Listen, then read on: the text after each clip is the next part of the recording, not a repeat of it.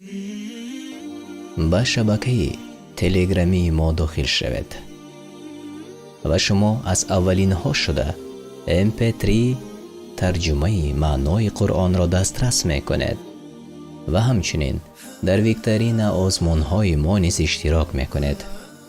мо бо ҳам пеш меравем.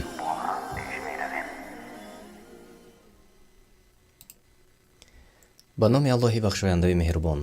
ассалому алайкум ва раҳматуллоҳи ва баракоту. тамошобинони азиз, мухлисони шабакаи дониш ва санҷиш, ҳар яке шуморо хуш омадед мегӯям ва ин лаҳза мо барномаи дониш ва санҷишро оғоз мекунем.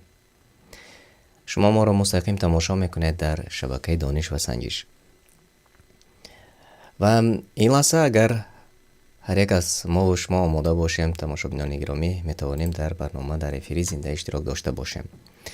то он даме ки шумо дохил мешавед ба барномаи мо ва онҳое ки ин лаҳза аллакай вориди барномаи мо ҳастед, метавонед наворо ба дӯстони худатон равон кунед, то дигарон низ бохабар бошанд ва онҳо низ тавонанд дар эфири мустақими мо имрӯз иштирок дошта бошанд ва якҷоя бо мо бошанд. хуб, умедвор ҳастам ки ин лаҳзаҳо навори мо, садо ва ҳамаш хуб аст, чун агар ҳамаш хуб бошад, шумо зери чат навишта кунед, то мо бохабар бошем ва пас он шурӯъ хоҳем кард иншаллоҳ. хеле хуб, мебинам ки чанд нафар аллакай дар дохили ютуб ҳастед ва тамошо мекунед. хеле хуб, ташаккури зиёд. хуб, ман мебинам ки ҷавобҳо омода расид ва биёед тамошобинони азиз, мо ва шумо ин лаҳзаҳо барномаро оғоз мекунем ва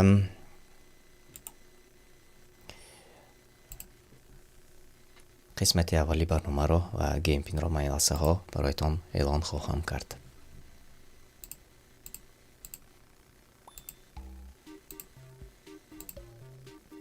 ҳар як аз шуморо хуш омадед мегӯям, онҳое ки навакак ба шабакаи дониш ва санҷиш пайваст шудед, обуна шудед ва омадед.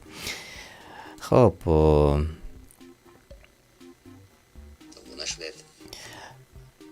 ман ин лаҳза иншаллоҳ дар телеграм низ равон мекунам, то ки онҳое ки дар телеграм ҳастанд бохабар бошанд ва дохил ба барнома шаванд. шабакаи телеграмии мо замони донистан аст ва мебинам ки аллакай ба фикрам равон карданд. хеле хуб, ва хушомадед мусфира абдураҳмон оятуллоҳ, хушомадед мегӯям шуморо, онҳое ки ин лаҳза аллакай дохил шуданд. қосим одилиён, хушомадед. барномаи мо мустақиман ин лаҳзаҳо пахш мешавад, яъне ҳар ҷое ки шумо тамошо мекунед дар эфири зинда ҳастед. хуб, исматуллоҳ ҳоҷиматов, хуш омадед шумо низ. ман дар чат мебинам ки шумо хеле фаъол ҳастед, ҳамешагӣ зери чат навишта мекунед ҷавобҳоятонро ва иншаллоҳ мо ҳатман ҷавобҳое ки зери чат навишта шудааст онро низ ба инобат мегирем ва мехонем иншаллоҳ. хуб, шаҳноза Саид Аминова савол доданд, агар мо дар бозӣ дохил шавем, дар экран ин эфирро мебинем. бале, шумо дар экран телефонатонро ду тақсим мекунед, ё ин ки аз ду телефон истифода мекунед, ё аз телефону аз компютер. дар якеаш эфирро тамошо мекунед ва дар дигараш бозӣ мекунед. дар бозӣ, дар дохили бозӣ саволҳо мебарояд ва шумо саволро метавонед аз рӯи экрани телефонатон хонед ва баъдан ҷавоби дурустро пахш кунед.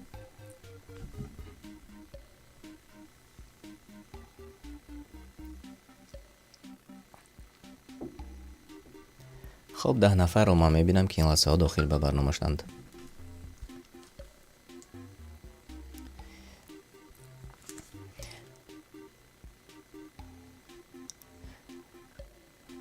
хуб,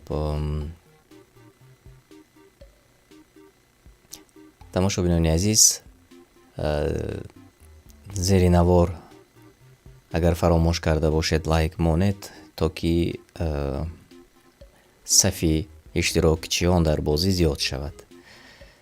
آنهایی که بیخبر هستند آنها نیز آگاهی پیدا کنند و در برنامه اشتراک کنند.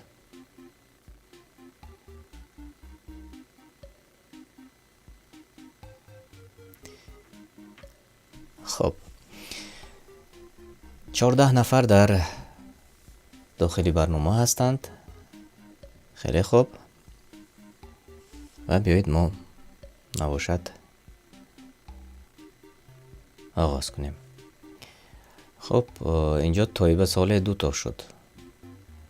یکی شاید خیلی خوب.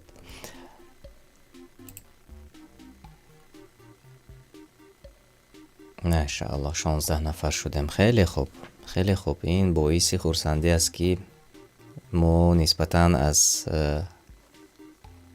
وقتهای گذشته زیادتر هستیم، اما آنهایی که داخل شدند و آنهایی که ما رو تماشا میکنند و فراموش کردید لایک مانید و یا پدیلیت کنید با دیگران نوارا تا که دیگران نیز چنانی که ما گفته گذاشتیم توانند در برنامه ما اشتراک داشته باشند. الله شما راضی باشد و قسمت اول رو من آغاز میکنم. بسم الله.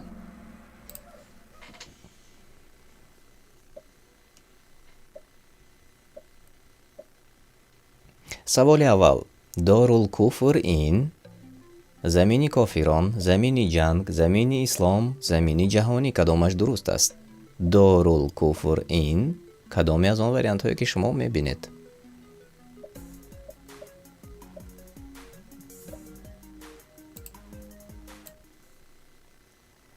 خب 30 ثانیه وقت داریم و جواب های درست از جندالله آماده رسید. طیبه صالح، اسمت الله حاجی مطف، مرزا دولت درست گفتید و 12 نفر در داخلی برنامه ما نیز جواب های درست گفتند. بله، دارالکفر این زمینی کافران است و یا آنجایی که گفته ها و امر الله تعالی اجرا نمی شود و کوتاه کرده گویم ان همین وریانتی اول و زمینی کافران است. خب دوام میدیم. آنهایی که در جاهای اول هستند شما روی اکران میبینید. ماشاءالله خیلی خوب.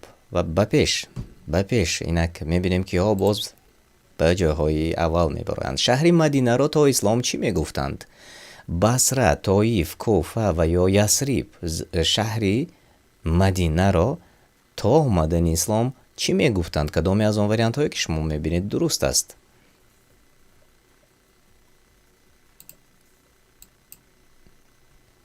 خب جواب های درستی شما رو من در چت نیز میبینم. خیلی خوب.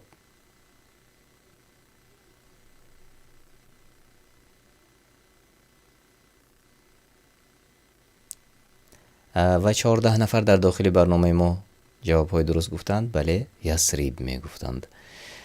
همچنین در داخل برنامه ما اکثریت جواب های درست گفتند. ماشاءالله خیلی خوب. طیبه صالح، محمد امین، ابو عبدالله، مینا و مریا آنهایی که در جاهای نمایان هستند و سیزینه به بالا مسلم نیز برآمده. تبریک میکنم شما را. سوال 3: و اوست آن اللهی که برایتان شنوایی و دیده ها و دل ها بیافرید. دوام دهد اما شما نمیدانید و بسیار شکر میگوید تا که قدرت بدانید. چی اندک شکر میگوید؟ کدامش درست است؟ و اوست آن اللهی که برایتان شنوایی و دیده ها و دل ها بیافرید. دوامش را شما گوید. سوره مومنون اگر خطا نکنم. بله، سوره مومنون آیت 78.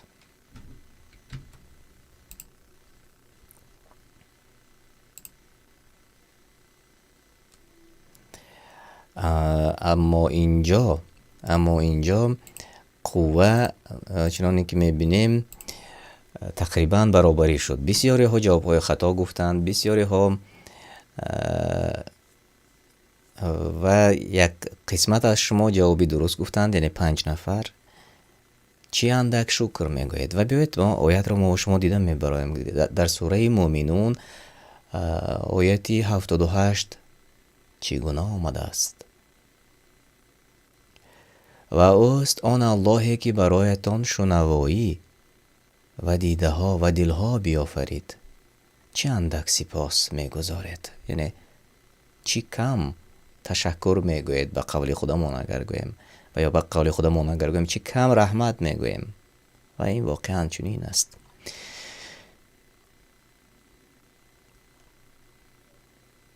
در دوام این آیت آمده است: اوست آن اللهی که شما را در روی زمین پدید آورد و همه بعد از مرگتان نزد او تعالی گرد آورده می شود و موافق عملهایتان جزایتان خواهد داد. هر کسی که عملی نیک کرد جزای نیک می بیند، جزای خیر می بیند، و هر کسی که بد کرد جزایش دوزخ است. و این آیت را ما و شما دیده برآمدیم و تماشابینان عزیز بیایید اکنون باز میبینیم که با پیش برآمدند و دوام خواهیم داد.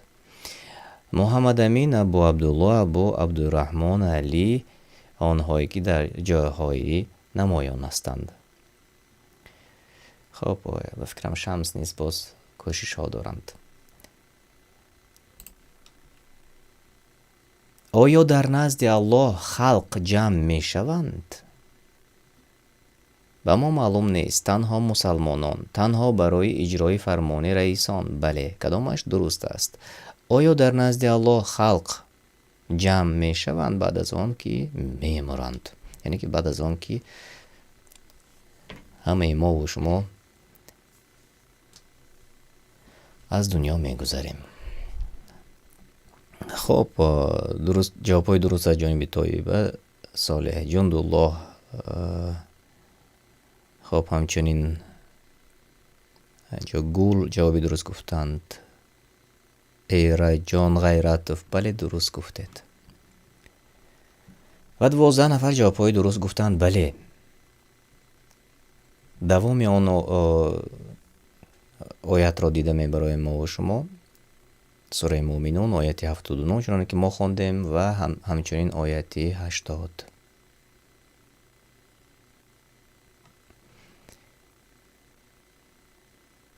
اوست آن خدایی که شما را در روی زمین خلق کرد و همه نزد او جمع آورده می شوند. و در دوامش چنین آمده است: و اوست که زنده می کند و او می میراند و اختلاف شب و روز از تدبیری اوست. آیا نمی اندیشد؟ یا اینکه چرا در قدرت او تعالی عاقلانه نمی اندیشد؟ یعنی اندیشه نمی کند، با عقل اندیشه نمی کند. و جواب درست آن همین بله بود، درست است. همه در نزد الله تعالی جمع آورده می شوند. و در جاهای اول محمد امین عبدالله و ابو عبدالرحمن علی، آنهایی که در جاهای نمایان هستید، من شما را صمیمانه تبریک میکنم، همه شما را تماشابینان عزیز. و همچنین خب دوام میدیم. سوالی رقمی 5: اولین نماز جمعه رو پیامبر صلی الله علیه و سلام در کجا دایر کرده بود؟ در مکه، در مدینه، در اسرائیل و یا در شام؟ کدامش درست است؟ اولین نماز جمعه رو پیامبر صلی الله علیه و سلام در کجا دایر کرد؟ یعنی نماز جمعه در کجا دایر شده بود؟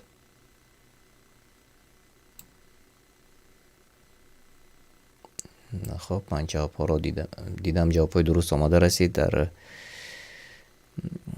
اسمت الله جماعتوف درست گفتید، علی گرخ درست گفتید، شهناز سید امینو درست گفتید. بله، اکثریت جوابای درست گفتند.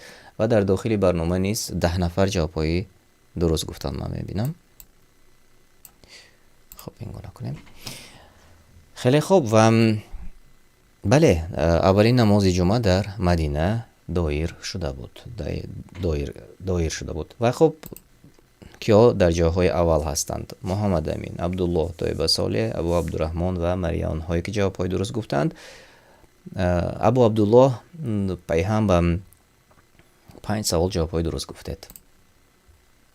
سوال 6: آنچه در دل پنهان داریم آیا الله میداند؟ تنها انسان خودش میداند، هیچ کس نمیداند. نمیدانم. بله میداند. آنچه ما در دلهایمان پنهان نهان داریم الله تعالی آیا میداند؟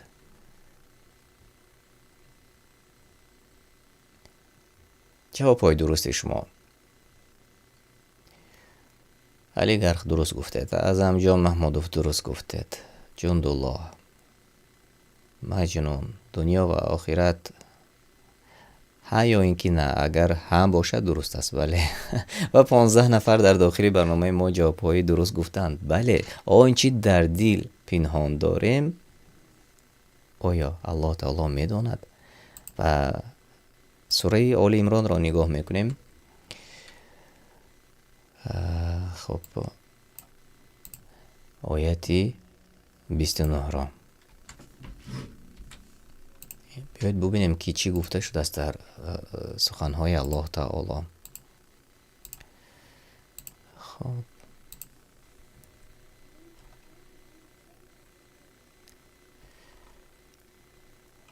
بگو هر چی در دل دارید، چی پنهانش کنید و چی آشکارش سازید، الله با آن آگاه است. هر چی را که در دل در آسمان ها و زمین است میداند و بر هر کار تواناست. در ترجمه معنا، در یکی از ترجمه معنا در تفسیر روش میسر چنین آمده است: ای پیامبر بگو اگر هر آن چیزی از دوستی و محبت کافران که در دلهایتان است پنهان دارید یا آشکارش کنید، الله تعالی آن را میداند و نیز آنچه را که در آسمان ها و زمین است میداند و الله تعالی به هر چیز تواناست. یعنی در تفسیرش رحمان گفتند که محبت و دوستی بین مسلمان و کافر را، و ما در برنامه های قبلی گذاشته بودیم که مثلا در سوره آل عمران در آمده بود و ما ترجمه معنایش را یک جا باش ما دیده برآمدیم. دوستی کردن با کافران موافق امر الله تعالی درست نیست. و خب تماشابینان عزیز، بیایید ببینیم اکنون کیا به پیش برآمدند. محمد امین، ابو عبدالله، طیبه صالح، مریم، ابو عبدالرحمن، آنهایی که در چهایی نمایان هستید. و سوال دیگر میگذاریم. پدری مریم کی بود؟ از آن وریانت هایی که شما میبینید: زکریا، عمران، یحیی و یا یونس. پدری مریم کی بود؟ جوابهای درست شما را انتظار. بله، جوابهای درست در چت ما اومده رسید. علاقه بسیار شما فعال هستید تماشابینان عزیز و واقعا باعث خرسندی است که چگونه اشتراکچیان برنامه دانش و سنجش دانش دارند و آن را می سنجند. ماشاءالله، واقعا این باعث خرسندی است. و 12 نفر جوابهای درست گفتید. بله، عمران است. پدری مریم. بیایید دیده میگذاریم آیت 35 تا 36 سوره آل عمران را. یک جای با شما ترجمه معنا را میخوانیم. خب در آیت 35 چنین آمده است: ای پیامبر یاد کن از آن هنگامی که همسر عمران گفت: پروردگارا، من آنچه را در شکم دارم برای تو نذر کردم که آزاد، یعنی از هر چیز در خدمت بیت المقدس و پرستش تو باشد، پس از من بپذیر که تو خود شنوای و دانایی. در دوامش چنین آمده است. پس هنگامی که او را بیزاد گفت پروردگارا من او را دختر زادم، ولی الله تعالی به آنچه به او در دنیا آورده بود داناتر است و پسر هم مانندی دختر نیست و من او را مریم نام نهادم و او و فرزندانش را از شر شیطان رانده شده در پناه تو قرار می دهم. و جواب درست این بود و آنهایی که زیر چت جوابهای درست گفتید ماشاءالله من میبینم اکثر از شما جوابهایتان درست بود. اینک بیایید ببینیم کیا به پیش برآمدند و جاهای بهترین را سزاوار گشتند. مبارک باشد. طایب صالح جای سیوم، ابو عبدالله جای دوم و جای بهترین نصیبی محمد امین گردید. مبارک باشد، مبارک باشد. بهترین همچنین ابو عبدالله و عبدالرحمن نیز در جایهای نمایان بودند.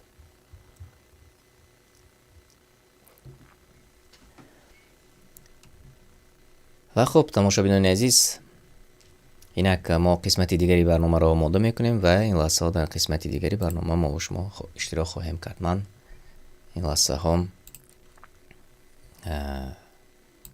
قسمت دیگری برنامه را برای شما آماده میکنم تا که توانیم اشتراک داشته باشیم. خب اگر همه آماده باشید من گیم پین را این لحظه ها پیشکش شما میکنم. خیلی خوب، مرحمت. قسمت دیگری برنامه ما گیم پین را شما اینجا میبینید و شما خواهش میکردم که نام های خوب به خودتان انتخاب کنید، نام های خوب و کوشش کنید با حرف های کریلی یا اینکه لاتینی نوشته کنید تا که همه ما و شما آنهایی که این لحظه ما رو میخوانند خوانده توانند. و این یک خواهش بود از شما و کوتاه‌تر نویسید تا اینکه وقتی که برد میکنید ما دیده توانیم. چون که شما نوکک با خبر شدید آنهایی که در خب جاهای پنجم، چهارم، پنجم را سزاوار شدند یک قسمتی اولی نامشان خوانده می شود. از این خاطر نام های کوتاه‌تر با خودتان انتخاب کنید.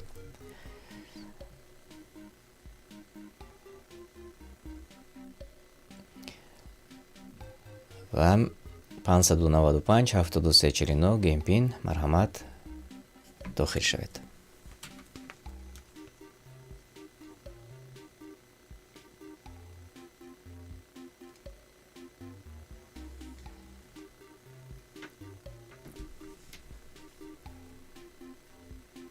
ده نفر شدیم.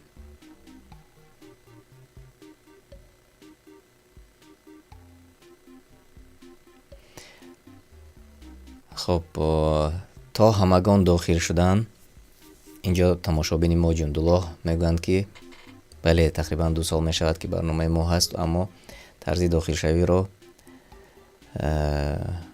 مشکلی میکشند.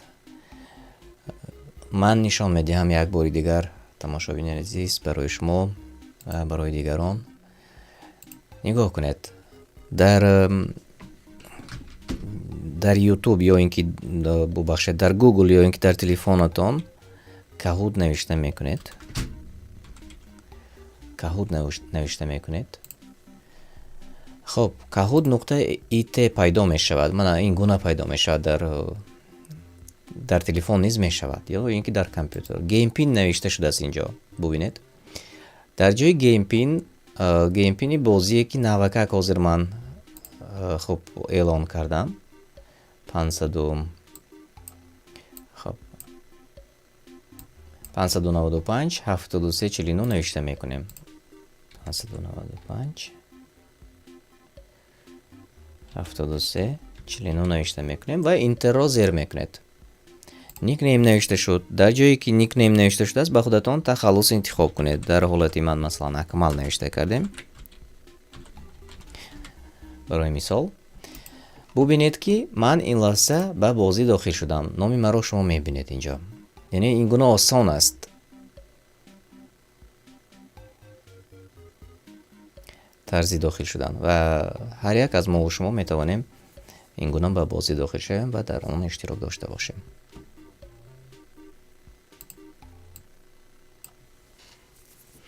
خب اگر همه شما آماده باشید بیایید قسمتی دیگر را نیز آغاز میکنیم.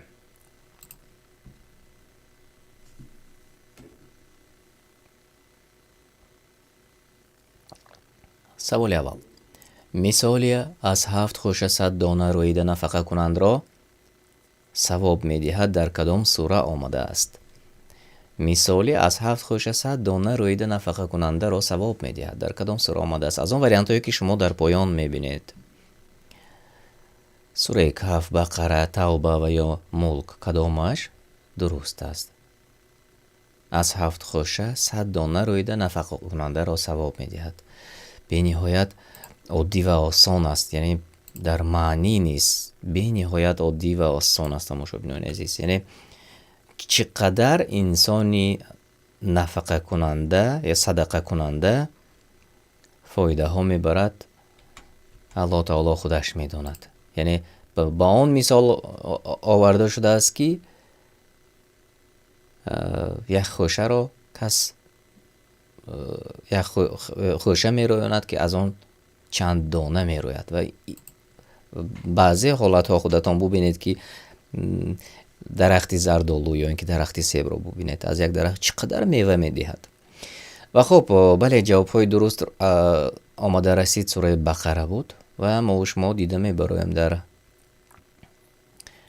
سوره بقره آیه 261 چی آمده است؟ خب این لحظه من عیناً میخوانم، ترجمه معنا را تماشا بینان عزیز. مثال مؤمنانی که مالهایشان را در راه الله تعالی صرف میکنند مثل دانه است در زمینی پاک کاشته شده که 7 خوشه میرویاند و در هر خوشه 100 دانه است و الله تعالی برای هر کس که بخواهد ثواب آن را چند برابر می نماید و این بر حسب ایمان و اخلاص کامل است که در قلب نفقه کننده قرار دارد و الله تعالی فراخ نعمت است و از نیت بندگانش باخبر است. یعنی انا همین مثال مؤمنانی که مالهایشان را در راه الله صرف می کنند در تفسیر چنین آمده است: از بزرگترین چیزی که نفعش به مؤمنان می رسد این صرف کردن مال در راه الله است. آیا همه از ما میدانیم؟ آیا همه ما اندیشه میکنیم؟ آیا همه از ما با عقل در میابیم انا همین گفته ها را، انا همین وعده های الله تعالی را؟ اگر با عقل در میافتیم، هرگاهی که یک نفر نیازمند را میدیدیم در وقتی صدقه کردنش بسیاری از ما و شما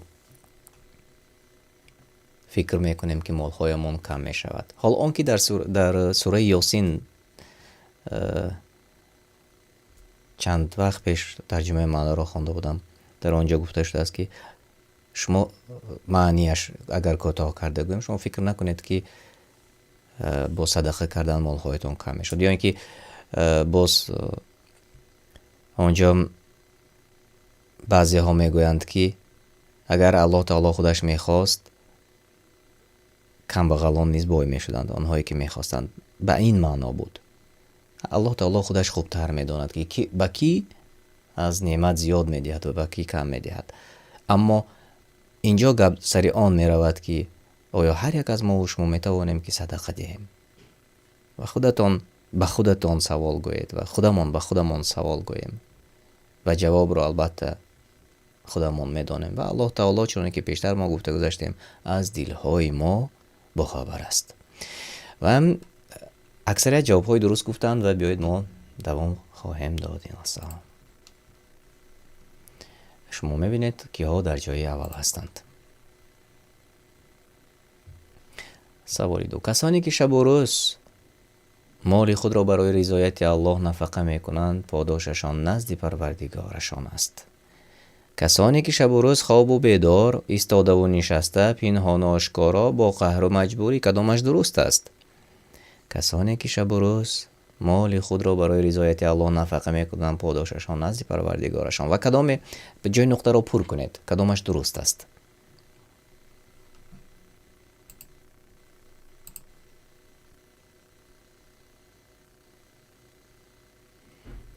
اینک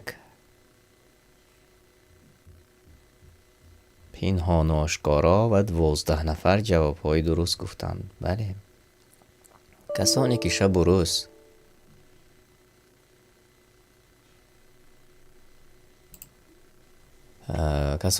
روز پنهان و آشکارا مال خود را برای رضایت الله تعالی نفقه میکنند پاداششان نزد پروردگارشان است. و این جوابی درست بود. و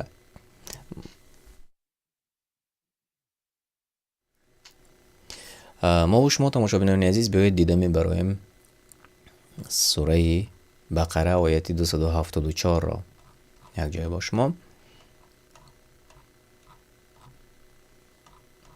و بعد از آن دوام خواهیم داد.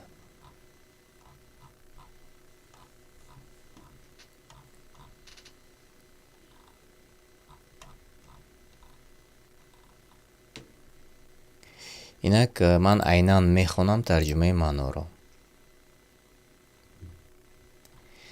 کسانی که شب و روز پنهان و آشکارا مال خود را برای رضایت الله تعالی نفقه میکنند پاداششان نزد پروردگارشان است و نه ترس در آخرت بر آنهاست و در دنیا از آنچه که از آنها فوت شد اندوهگین نمی شوند.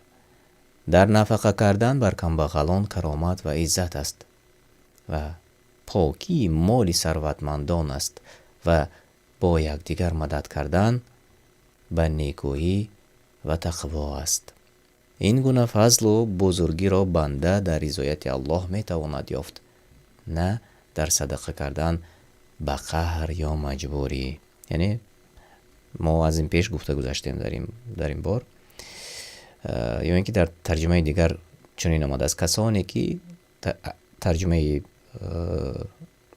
عیناً ترجمه معنا، کسانی که اموال خود را در شب و روز پنهان و آشکار نفقه میکنند پاداششان در نزد پروردگارشان محفوظ است، نه ترسی خواهند داشت و نه اندوهگین میشوند.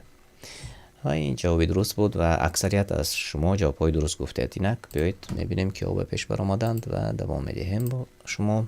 عبدالله، خب باز عبدالله، صهیب، طیبه صالح و علی، آنهایی که در جاهای اول هستید. ارکان اسلام شهادت، نماز، زکات، روزه و یک چیزی دیگر باز باوری به فرشتگان، صدقه، حج و یا 4 تا است و تمام. کدامش درست است؟ ارکان اسلام، رکن اسلام، شهادت، نماز، زکات، روزه و چیزی که باز از همون وریانت هایی که شما میبینید کدامش درست است. بله، الان من جوابی درست را دیدم. خب شهنازه سید امین و جوابی درست گفتند. جندالله، گل، صبر، ایراجان غیرتوف درست گفتید. خیلی خوب. بله، حج است و 20 نفر قریب همه جوابهای درست گفتند و اینک بیایید میبینیم که کیا به پیش برآمدند. عبدالله، صهیب، طیبه صالح و علی، آنهایی که در جایهای نمایان هستید. به سوال دیگر میگذاریم. نام کسانی که قرآن را از یاد میدانند، امام، حاجی، محدث و یا حافظ، کدامش درست است؟ آنهایی که قرآن را از یاد میدانند ما چی میگوییم؟ تخلصشان چی است؟ سوالی به نهایت آسان، من باور دارم که همه از شما میدانید.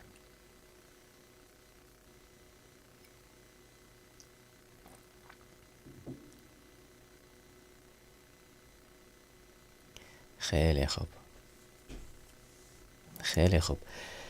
بله، قریب همه جوابهای درست گفتند. بله، حافظ قرآن، الله پاک است.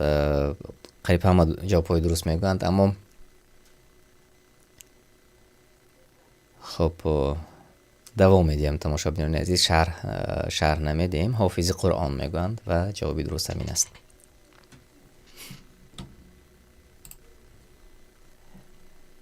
خب آنهایی که در جاهای نمایان هستند و جای عوض کنی را شما روی اکران میبینید تماشابینان عزیز و ما دوام میدهیم.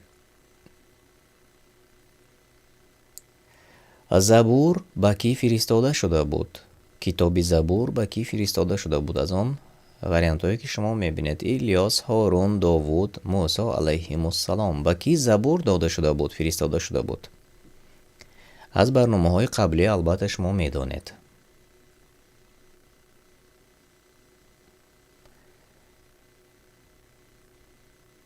бале, дуруст аст. сабр, шаъноза, хоб ҷундулло, он номҳое ки ман мехонам ки на ҳама вақт фаъол ҳастанд, аммо навишта кардан. машаалло, Абдураҳмонов, ҷавобатон дуруст буд. аҳли дин, ҳамадонӣ, дуруст буд ҷавобатон. бале, Довуд алайҳиссалом ва қариб ҳама ҷавобҳои дуруст гуфтанд, 21 нафар. машаалло, ба ҷуз як нафар дигар ҳама ҷавобҳои дуруст гуфтанд. давом медиҳем. машаалло, ҷойиваз кунӣ ва Тоиба Солеҳ дар ҷои аввал. хоб, давом медиҳем. дар ҳадис дар бораи кӣ гуфта мешавад: ризогии Аллоҳ дар ва ғазаби Аллоҳ дар ғазаби, розигии бародарон, розигии волидон, ҳамсоягон ва ё дӯстон. розигии Аллоҳ дар розигии кадоме аз он вариантҳое ки шумо мебинед?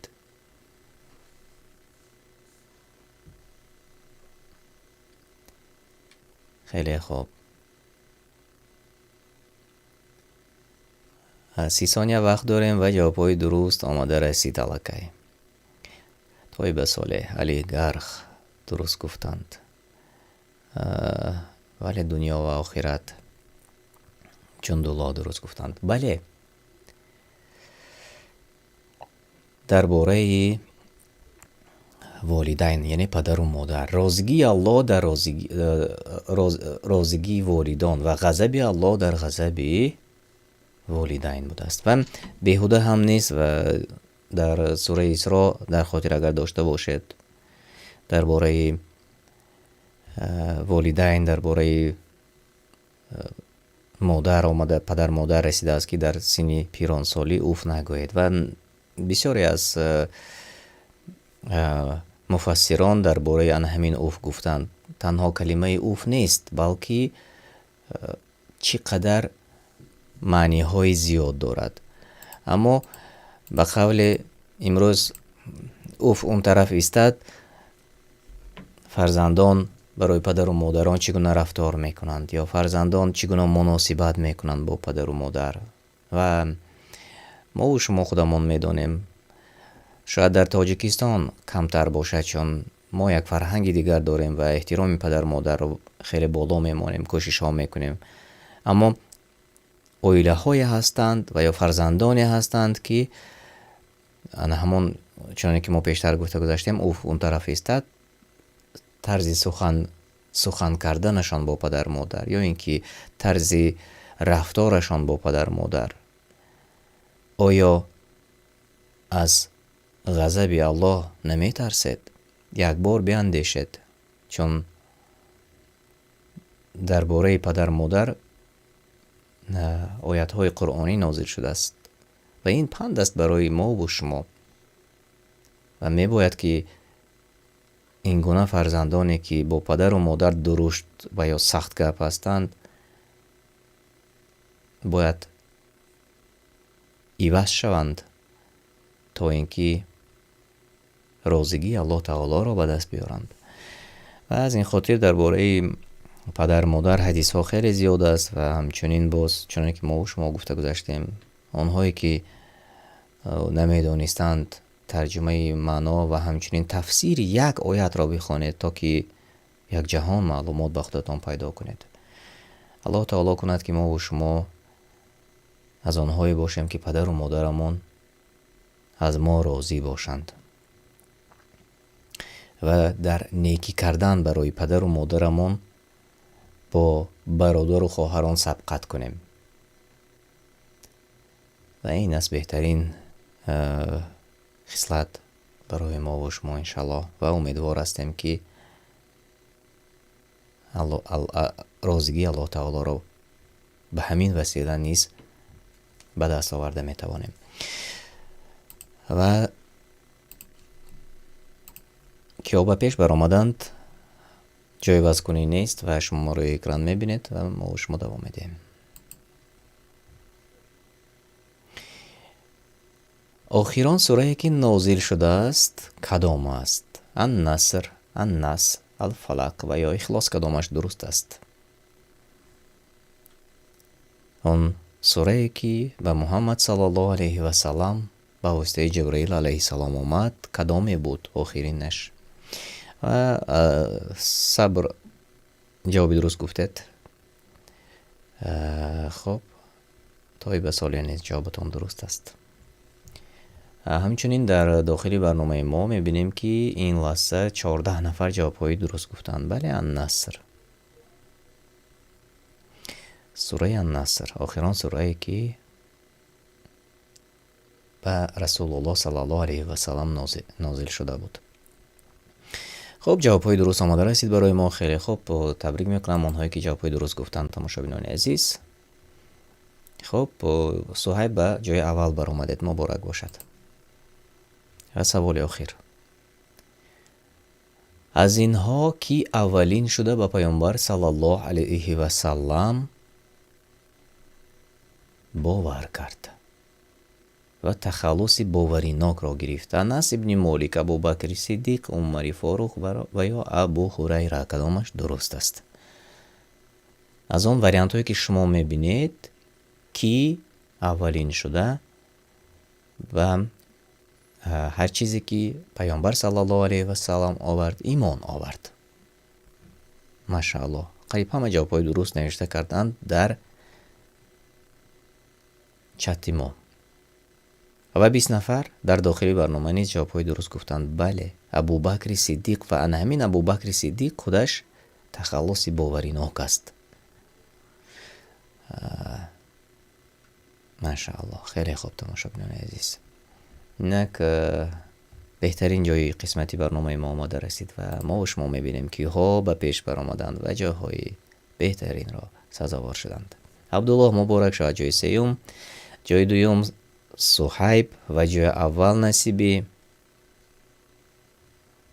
طایب صالح کردید، مبارک شد. بهترین عبدالله و آیت الله آنهایی که در جاهای نمایان هستند.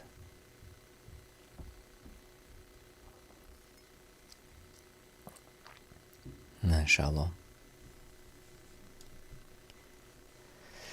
خیلی خوب و یک بار دیگر بیایید تماشا کنیم آنهایی که در جاهای نمایان بودند.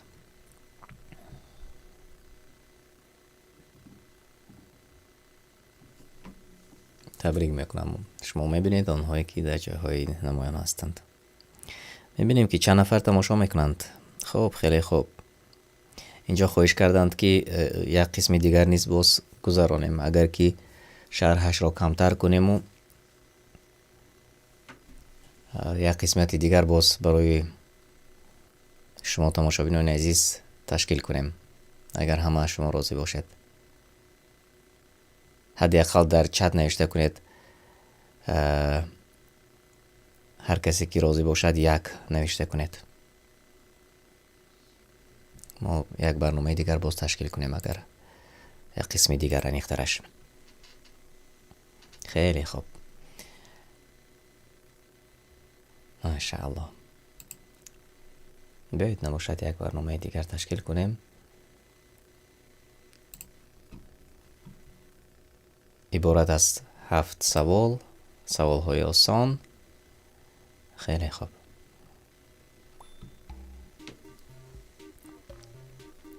نوشته کنید 716 85 33 و داخل به برنامه شوید. 716 85 33 مرحمت داخل شوید. الله از هر یکی شما راضی باشد تماشابینان عزیز. از آن که شما با ما هستید و شما دستگیری میکنید و تماشا میکنید، به دیگران پهن میکنید نوارا. البته به این وسیله ما و شما از هر یک برنامه که ما و شما تشکیل میکنیم میگذرانیم. حداقل شاید آنهایی که میدونند به سوالها جوابهای درست میگویند، حداقل یک سوالی پیدا می شود که به آن جوابش را پیشتر نمیدانستیم از آن آگاهی پیدا میکنیم و این یک بردباری است و یک موفقیت است برای ما و شما. همچنین برای ما نیز تکرار می شود و همین یک درسی واقعا هم دنیوی است و هم درسی که ما را یادرسی میکند از آخرت است. چون گاه فراموش میکنیم دنیا واقعا با نعمت هایی که الله تعالی برای ما داده است ما و شما را ساده کرده گوییم مست میکند و این انیق است. چون اکثر آنهایی که این لحظه در برنامه ما اشتراک میکنند در دولت های مترقی زندگی میکنند. از تاجیکستان شاید کم باشند، چند فایزی کم، 1% یا 2%. باقی مانده همه در اروپا و در بعضی دولت های روسیه زندگی میکنند. و برای چی گفتم دنیا مست میکند؟ با آن خاطر که ما و شما الکی میدانیم که در اروپا و در امریکا و بسیار جاها شرایط به مثل دولت های کمبغل نیست. انسان هر چیزی که میخواهد آن را میتواند به دستش بیارد. یعنی آن معاشی که کار میکند به چیزی که میخواهد میرسد و هرگاهی که ما و شما چیزی دلخواه همان رو میتوانیم خریم، میتوانیم از آن استفاده کنیم. البته منع کرده نشده است، البته ممکن است، اما همین جمع کردن مال های دنیایی ما و شما را دور میکند و بسیاری از ما و شما با کار کردن آواره میشویم و الله تعالی خودمون را فراموش میکنیم، عبادت را فراموش میکنیم.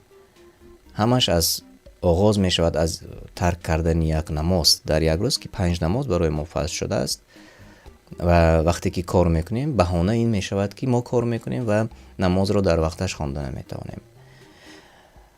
و الحمدلله آنهایی هستند که حتی کارشان هم اگر مهم باشد یا کار کنند بدون کار، بعضی ها میگویند که اگر کار نکنیم از کجا پول کار میکنیم، حال آنکه رزق از جانب الله تعالی است و ما یقین داریم به این. اما چنانکه که من گفته گذاشتم بعضی ها نابسته از این که کار میکنند 5 وقت نمازشان را در وقتش اجرا میکنند و با کارفرما مناسبتی دیگر نیز دارند. یعنی میگویند که اگر که تو اجازت ندهی که من نمازم را در وقتش خوانم، رزق مرا الله تعالی میدهد و کار را عوض میکنند. به این گونه انسان ها الله تعالی از آن کارشان باز بهتر را میدهد. من در برنامه های گذشته حتی با مثال ها گفته گذاشته بودم این مسئله را،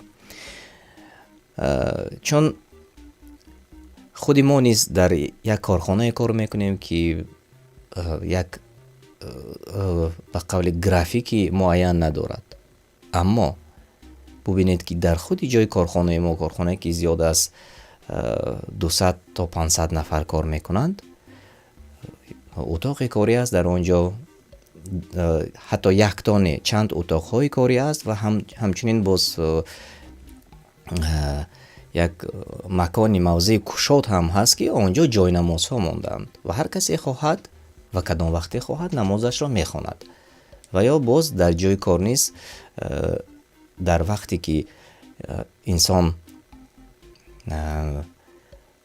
فاصله خالی دارد در آن وقت نمازش را میخواند. یک روز به من زنگ تلفنی میشود و از من میپرسد که خب ما فهمیدیم که تو هم به مثل ما رانندگی میکنی و چگونه در وقت رانندگی کردن نماز میخوانی، چون ما همیشه کار میکنیم. آنها حالا در تاکسی کار میکنن، مثلا کارمندان تاکسی از روسیه این سوال رو برای من دادند. ما در اروپا هستیم و در داخل اتوبوس یک مکان، یک جای وسیع است و فاصله ها هست در بینش. هر وقتی نماز که شد انسان میتواند وقتی خودش را یابد و نمازش را خواند و یگان بهانه شده نمیتواند برای آنهایی که بهانه جویی میکنند. ما در راه هستیم وقتمون نیست، این همه خودفریبی است. از این خاطر تماشابینان عزیز، برای چی ما از آغاز گفته گذاشتیم که دنیا ما را فریب میکند؟ واقعا همین گونه است. به فریب این ثروت و مال دنیا و ناز و نعمت‌های آن داده نشوید که آخرش وای است. آخرش وای است. چون این دنیا ابد نیست و دنیا تمام شوی دارد و ما و شما یقین داریم، ما و شما میدانیم. از این خاطر هر یک لحظه خودتان را غنیمت شمارید. و این سخنها برای هیچ کس به قول تربیه نیست، تعلیم نیست، بلکه پند است و ما این پند را گفتیم و هر کس خواست قبول کند و هیچ کس را یگان نفر دیگر مجبور کردن نمیتواند. انتخاب در دست هر یک انسان در دست خودش است. از این خاطر این یک پند برای برادران بود. دوام میدیم. تماشابینان عزیز، بیایید قسمت دیگر را و آنهایی که داخل شدند الکی خوش آمدید و بیایید سر میکنیم.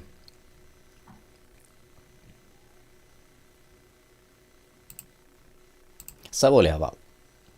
اولین سوالی که روز قیامت از انسان پرسیده می شود: روزه، زکات، نماز، کاری رهبری کننده کدامش درست است؟ اولین سوالی که روز قیامت از انسان پرسیده می شود. جواب های شما.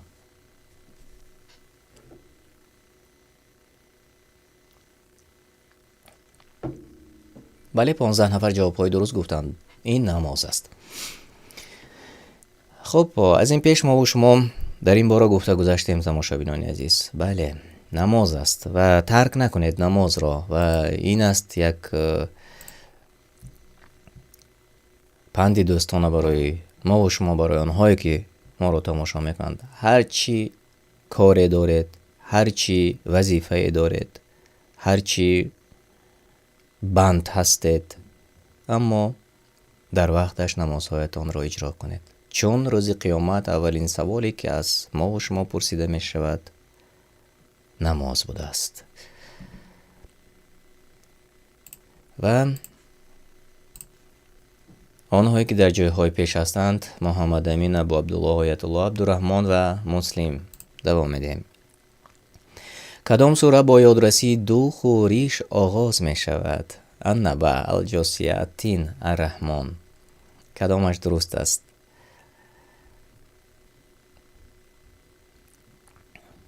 بسیاری دوست می دارند این خوندن همین سوره رو در نمازها. کدام سوره است؟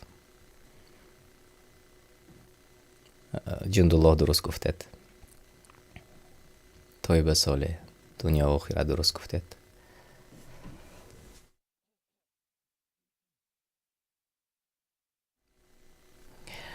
بله، 11 نفر جواب های درست گفتند. سوره التین. سوره التین با خب یادرسی خوریش آغاز می شود. البته اکثر از ما و شما می دانند. الله سوگند یاد می کند به انجیر و زیتون. ترجمه معنا چنین بود: الله تعالی سوگند یاد می کند به انجیر و زیتون. در دوامش باز درباره کوه سینا نیز آمده است. و خب خیلی خوب تماشابینان عزیز، اکثریت جواب‌های درست گفتند. دوام میدیم. اوست که شما را زندگی بخشید و سپس بمیراند و باز زنده می سازد. دوام دهید. و آدمی ترسانچک است و آدمی بی عدالت است و آدمی ناشکر است و یا آدمی گناهگار است. کدامش درست است؟ اوست آن که شما را زندگی بخشید و سپس بمیراند و باز زنده می سازد.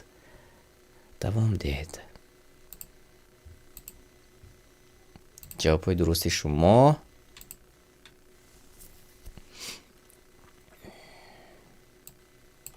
خب خیلی خوب. و من میبینم که تقریبا 10 نفر جوابهای درست گفتند و آدمی ناشکر است. پیشتر نیز ما در این باره گفته گذاشتیم تماشاگران عزیز. در این باره خیلی خیلی آیات‌های زیاد در قرآن کریم برای ما و شما چون یادرسی آمده رسیده است و چون این است. بله، و اوست که شما را زنده کرد سپس میراند و آنگاه باری دیگر زنده میکند. براستی که انسان نسبت به نعمت‌های الهی بسیار ناسپاس است. الله پاک است. از این پیش آن سخن‌هایی که ما و شما گفته گذاشتیم به همین آیت نیز مانندی دارد. ما گفتیم که نعمت‌هایی که الله تعالی برای ما و شما روان کرده است در دنیا خیلی زیاد است که آن ما و شما را مست میکند و آن ما و شما را پریشان میکند. نعمت‌ها گفته دیگر آن چیزی مال و ثروتی که ما داریم و یا زن و فرزندی که ما و شما داریم. چگونه الله تعالی برای ما این همه را داده است اما ما ناسپاسی میکنیم، ناشکری میکنیم و فراموش میکنیم الله تعالی را. بعضی ها را میگویم که چرا نماز نمیخوانی؟ وقت ندارم، کار بسیار است.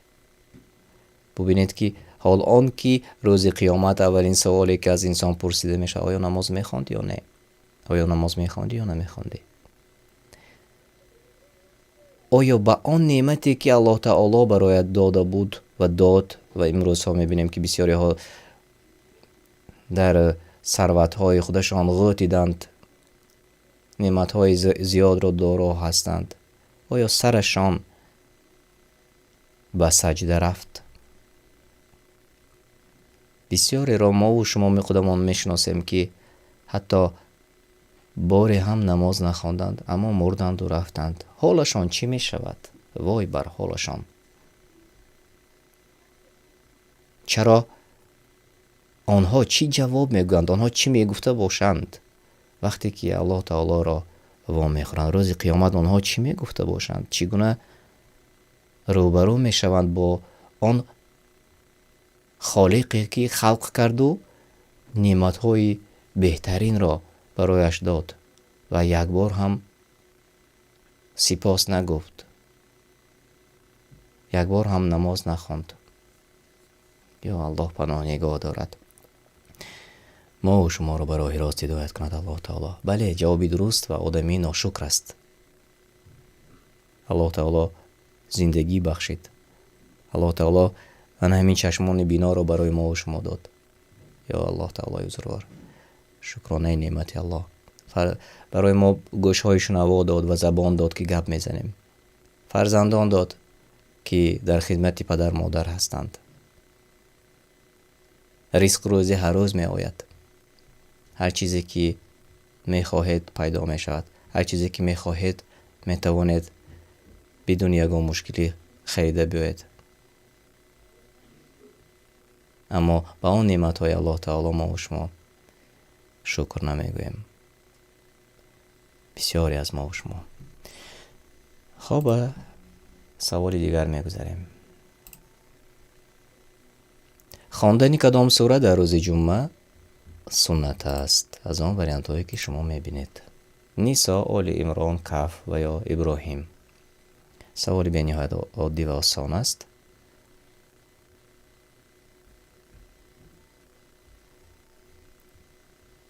خیلی خوب. 17 نفر و قریب همگی جواب های درست گفتند. بله، سوره کهف. ماشاءالله در چتنی جواب های درست آمده رسید و بیایید کوتاه کرده کوشش میکنیم جمع بست کنیم برنامه رو. چون کدام از پیامبران از گیل پرنده می آفرید؟ آدم علیه السلام، موسی علیه السلام، یونس و یا عیسی علیه السلام. کدامی از اینها از گیل پرنده می آفرید؟ البته سوال عادی و آسان است و اکثر از ما و شما میدونیم و ما در برنامه های گذشته نیز استفاده کرده بودیم این سوال را. بله، عیسی علیه السلام و 11 نفر جوابهای درست گفتند.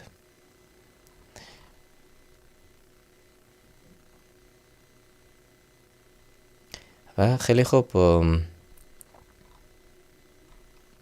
دوام میدیم تماشاگران عزیز. به سوال دیگر: کدام پیامبر با دردها امتحان شده بود؟ ایوب، داوود، عیسی، موسی علیهم السلام. کدامی از اینها با درد، با رنج، با عذاب امتحان شده بود؟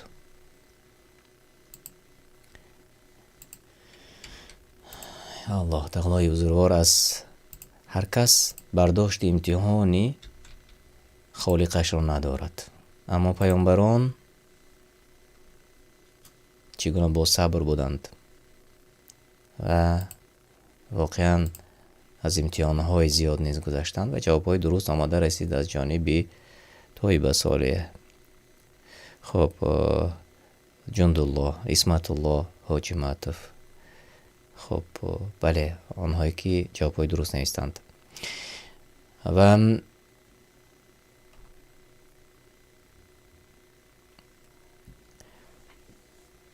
خب البته همه شما آگاهی دارید و در سوره صاد آیت 42 آمده است: پس به او گفتیم پایت را به زمین بکوب، این آب است برای شفا تا به آن شستشوی کنی و سرد است برای نوشیدن. خب در تفسیر ابن کثیر چنین آمده است: ایوب علیه السلام شستشوی کرد و نوشید، در آن حال از تمام دردهای ظاهری و باطنی شفا یافت.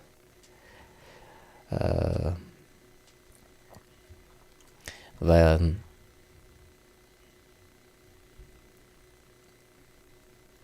از این پیش در آیت قبلی آمده است: و پیامبر از بنده ما ایوب را یاد کن آنگاه که پروردگارش ندا داد که شیطان مرا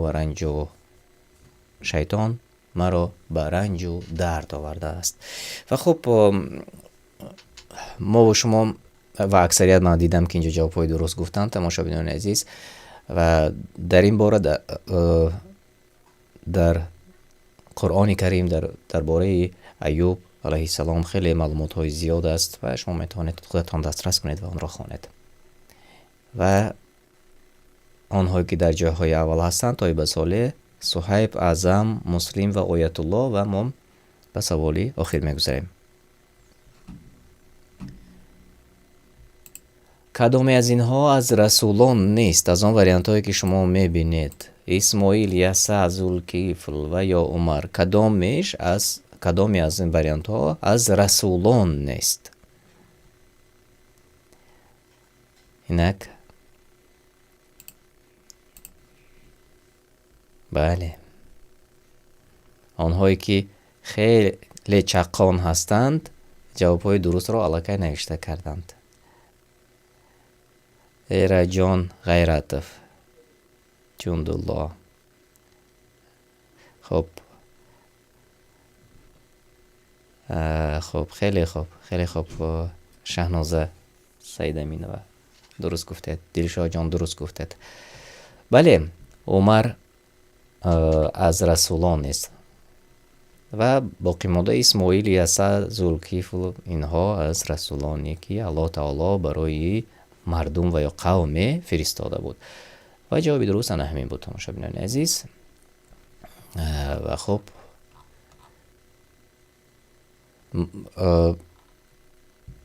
اگر خواسته باشید ما و شما یک شرح میدهیم. در سوره صاد آیت 48 چنین آمده است: و ای رسول بندگان ما را اسماعیل و یسع و ذوالکفل را به نیکی یاد کن که همه از زمره نیکانند. و اینجا عمر بین رسولان، یعنی که کسی سوال این بود که کدام از اینها از رسولان نیست و جوابهای درست شما آمده رسید به ما: بله، عمر از رسولان نبود و باقی مانده همه از رسولان بودند. اینک بیایید ببینیم که ها به جاهای پیش و جاهای بهترین برآمدند. جای سیوم نصیبی مسلم مبارک باشد. صهیب جای دوم را سزاوار شدید و جای اول طیب صالح مثل همیشگی و مثل بازی های قبلی. آیت الله و عبدالرحمن نیز در جاهای نمایان بودند. ماشاءالله. خیلی خوب تماشابینان عزیز و بهترین و تبریک میکنیم مصممانه یک باری دیگر بیایید تماشا کنیم آنهایی که در جاهای پیش هستند.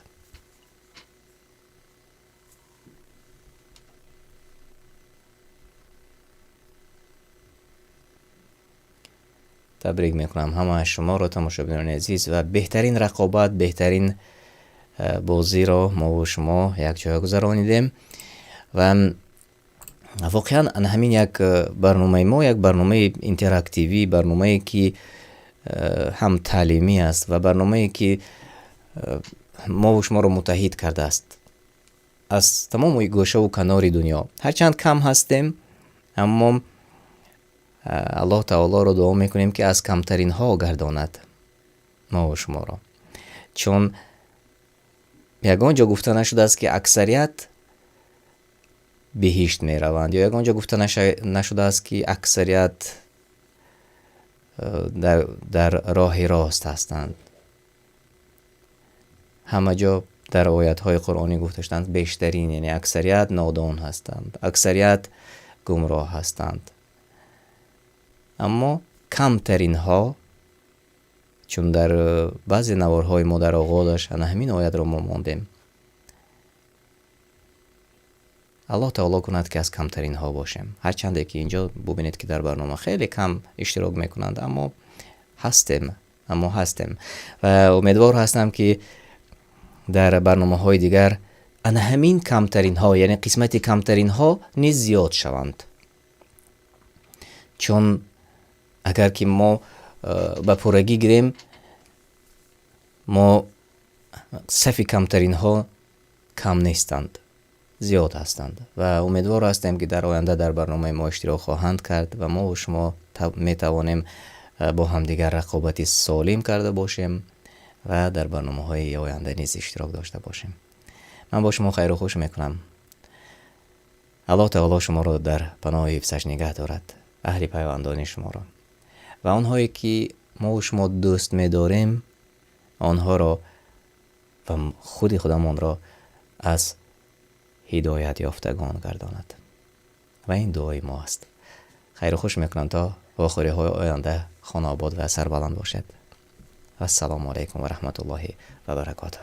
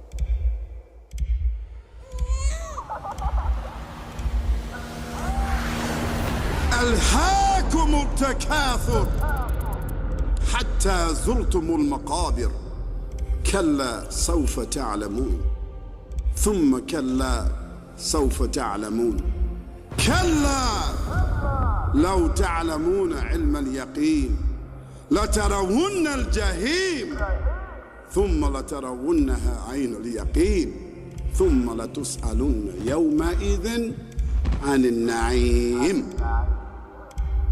قرآن میگوید فخر کردن و زیاد بودن مال و فرزند شما را از عبادت الله مشغول نمود. شماریدن حساب ها، مال و منصبداری، مبلغها، وظیفه‌ها و بایگری‌ها تا آن دمی که به قبر نروید. اندیشه کنید که ای باری آخیر در جنازه بودید.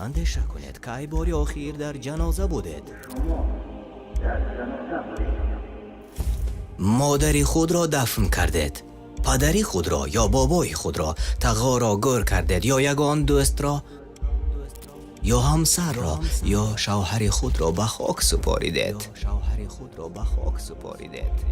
به یاد بیار که ای باری آخیر در سر قبر بودی. کی زمان آن عزیزت را می دیدی که خنده می کرد یا گریه می کرد، زنده بود، کیبر می کرد، بای و باسواد بود، رد کننده و متکبر بود.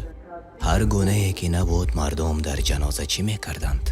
وقتی که وی را به تابوت گذاشتند با کفنش، مردم چی کار می کردند؟ مگر لطیفه می گفتند یا رقص می کردند؟ یا قرصک زنان سرود می خوندند؟ نه. آرامی و سکوت مرگبار، اندوه و درد. برای آن که هر کس که در این مراسم بود با دیدن تابوت مرده را فکر نمی کرد، بلکه اندیشه اولش یک روز نه یک روز در جای وی من می شوم. الله تعالی می گوید زیادی مال و فرزند شما را مشغول ساخت. شما زبان درازی میکنید، کار میکنید تا ثروتمند شوید، خانه ها میخرید، ماشین های و شرکت ها. چی کاری که نمیکنید آن زمانی که به شما آفریدگار را، دین را، حیات را، اخلاق را یادرس میشوند شما وقت ندارید. میگوید من وقت ندارم، مشغولم، عموماً به الله باور ندارم. این چی تکبری است؟ تا آن دمی که به گورها رسیدید و در آنجا دفن شدید، وقتی که در قبرستان قرار گرفتید و اگر شجاعت دارید و اگر جرأت کردید به نزد قبر رفته به خود سوال دهید مگر همین آخر 50-60 سال در مبارزه و سعی و کوشش، فتنه و فریب، در زیناکاری و دست درازی، پریشانی در کار و با همین تمام تقدیر من همین، مرا نیز به این چقوری می فرارند. از این برمی آید که بعد این و بعدی که مردم از قبرستان می روند همش تمام. اما چی با وی؟ همانی که در داخل قبر. به ما و شما معلوم که مرگ مثل خواب، مردن مثل خواب است. جسد تو دیگر نیست، جسد مرد و روح ترک کرد جسم را، اما فهم و شعورت همان جاست. واقعا ما و شما برادر و خواهران کفن کردن و به قبر ماندن را میفهمیم. ما میفهمیم روح جسم را ترک گفت، دیگر نمیتوان فریاد زد، نمیتوان مراجعت کنی بگویی که مرا ترک نکنید. اما تو میشنوی، تو میبینی، ولی جنبیده نمیتوانی. اینک اکنون در انا همین قبر جراحی حقیقی آغاز می شود.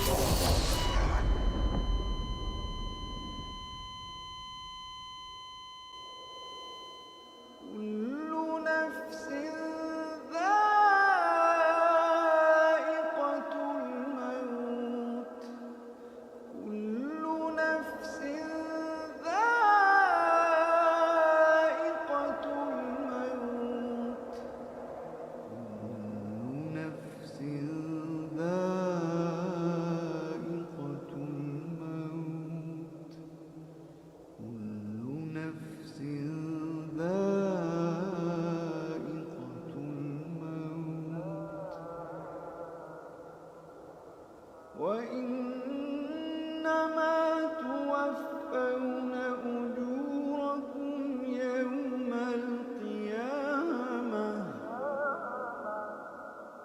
فمن زحزح عن النار